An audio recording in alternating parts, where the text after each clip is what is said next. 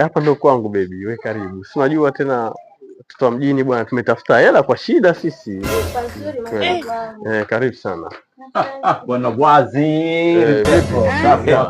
Vipi ndani ule uko safi, ulisafisha ndani? Huko ndani kuko vizuri. Unafanya kila kitu sio? Kuko vizuri. Na uko na mimi ni kama chef. Karibu baby.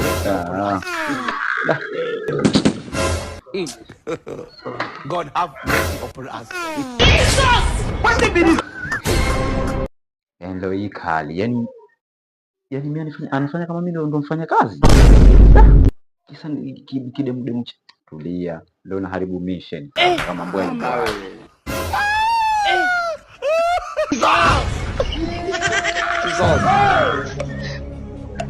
Unajua hapa kuna maji, kuna soda, kuna bia. Natumia kinywaji gani? Maji ndio sio? Shemu. Halo cheki. Hebu fanya mpango kwanza, umpe kinywaji shemeji yako anataka maji. Shemu bosi wangu sijaweka kinywaji sababu kwa nini ukose kuweka kinywaji kwenye freezer?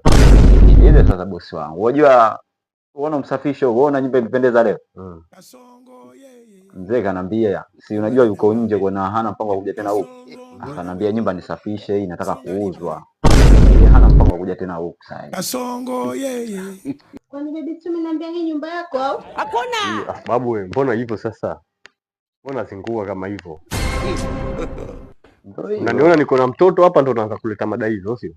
Yaani nia yako mimi ni feli unizalilishe sio? Lengo lako nini sasa?